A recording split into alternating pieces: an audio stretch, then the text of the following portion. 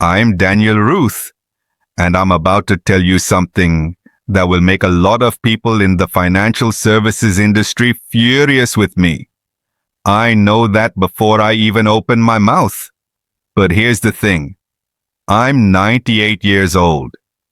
I've been investing for more than 7 decades.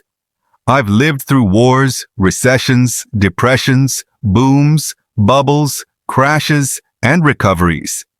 I've watched entire industries rise, collapse, and disappear. I've accumulated a fortune that most people can't even imagine. And at this stage of my life, I don't care about being polite, diplomatic, or preserving anyone's business model. I care about the truth.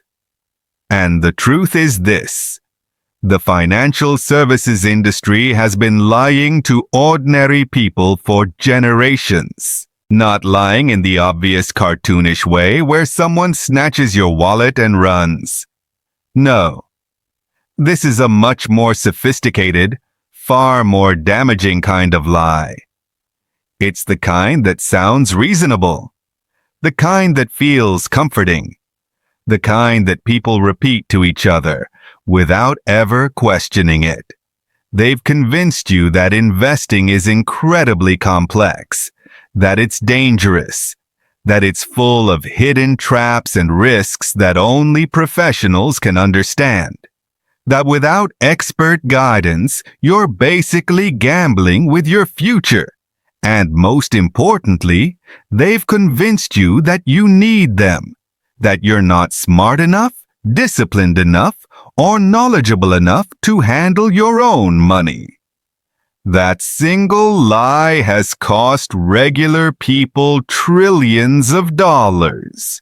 Trillions. Not because markets don't work, but because intermediaries siphon off a massive portion of the returns before those returns ever reach the investor. Fees, commissions, hidden costs, opportunity losses, all quietly draining wealth year after year, decade after decade. And I'm going to explain exactly how this happens, why it's so destructive, and what you should do instead. But I'm warning you now. If you currently pay a financial advisor to manage your money, this is going to be uncomfortable. You may feel defensive. You may feel angry. You may feel embarrassed. You may realize you've been paying someone for years, maybe decades, who has been steadily making themselves rich while holding your financial future hostage. That discomfort is not a bad thing. It's the beginning of clarity. Let me take you back to the early days of my own investing life. In the 1960s, I was still working in my primary profession and slowly building my investment portfolio. Like most people at the time, I didn't think much about investing as a skill I needed to develop myself. I assumed that was what Wall Street was for. So I hired a broker at a major, well-known firm. He came highly recommended. Other professionals trusted him. He spoke confidently. He wore expensive suits. He had access to glossy research reports filled with charts, projections, and impressive-sounding terminology.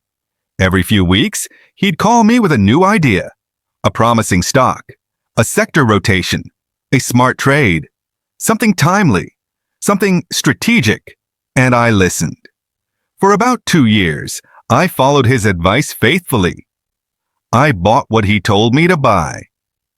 I sold when he said it was time to sell. I trusted that he knew more than I did, because that's what I had been conditioned to believe. At the end of those 2 years, I sat down and looked at my results. My portfolio had barely moved.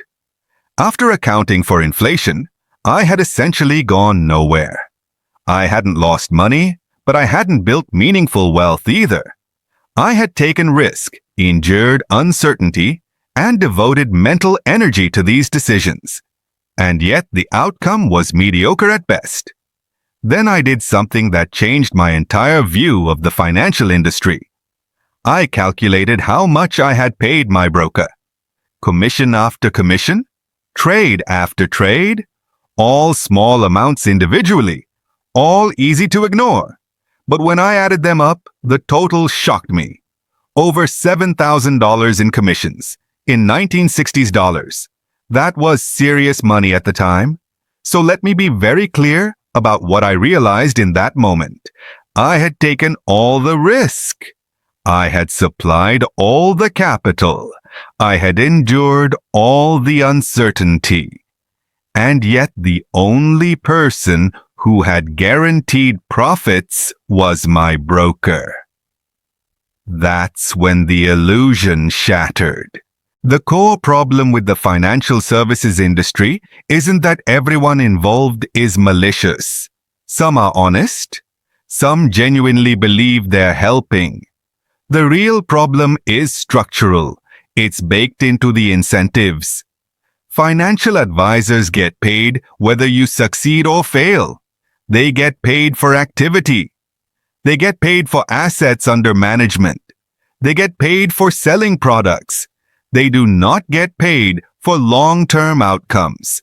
Let me explain how this works in practice, because most people never fully see it. The most common fee model is the assets under management fee, typically 1% per year, sometimes more, occasionally less, but rarely low enough to matter. People hear 1% and think it's insignificant. It sounds small, almost harmless. It's not. That 1% is a permanent tax on your wealth. It compounds against you for as long as you invest. Over 20, 30, 40 years, it can destroy a staggering amount of money. If you have $500,000 invested, 1% is $5,000 a year. But the real cost isn't the $5,000. It's the growth that money would have produced if it stayed invested. Over decades, that single percentage point can cost you hundreds of thousands, sometimes millions of dollars. And that's just the visible fee. On top of that, many advisors place clients into actively managed funds with their own internal fees, often 1% to 2%, sometimes higher. Those fees are quietly deducted inside the fund, so you never see them as a bill. You just see lower returns and assume that's how markets work.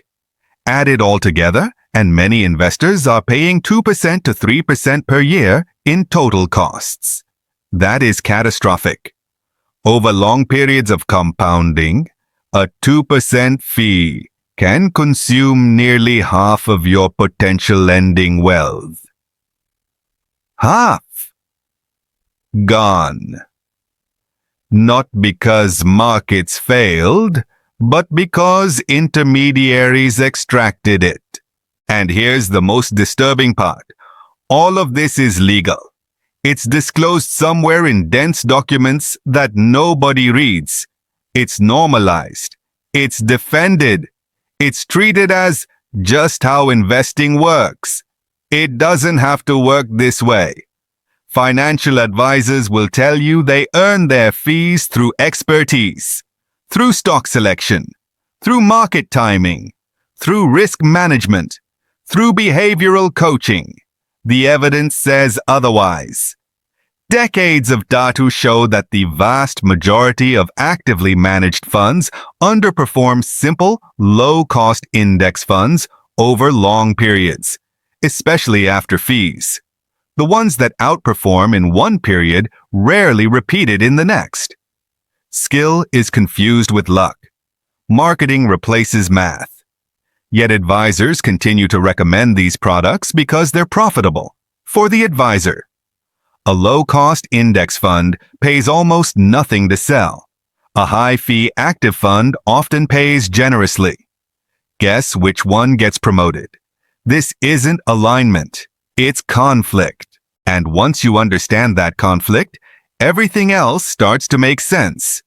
Why portfolios are overly complex. Why there's constant trading.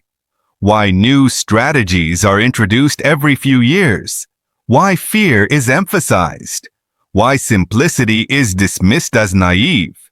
Complexity creates dependence. Dependence creates fees. Now let me address the most common objection I hear. I'm not a professional. I don't understand investing. I don't have time. I'm afraid I'll mess it up.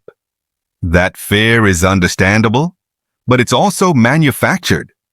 Investing is not as complicated as the industry pretends. In fact, successful investing is mostly about avoiding obvious mistakes. It's about patience, discipline, low costs, long time horizons. If you invested nothing more than a low-cost total market index fund and held it for decades, you would outperform the majority of professional investors. That's not opinion, that's math.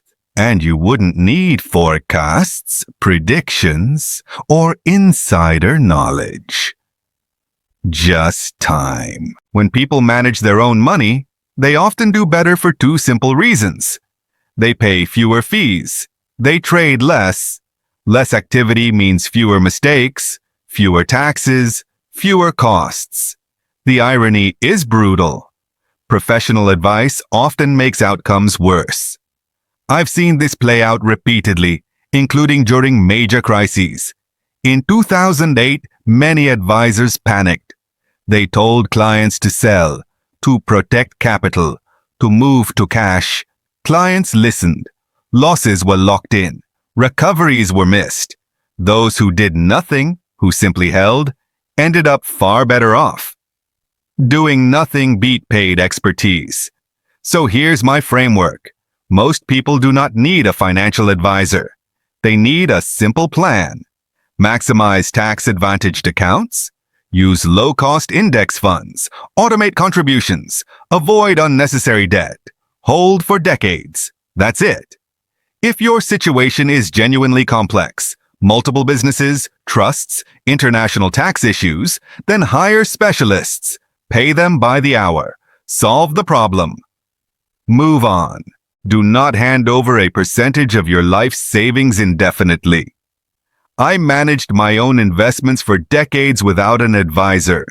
I kept things simple. I avoided fees. I held for the long term.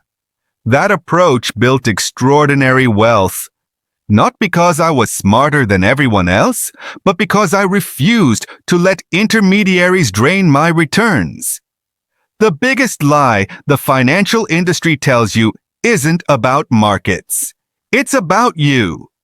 They want you to believe you're incapable, that you need them, that without their guidance you'll fail. That lie keeps you dependent. And dependence is profitable. You are capable. You are allowed to understand your own money. You are allowed to keep your returns. You are allowed to say no.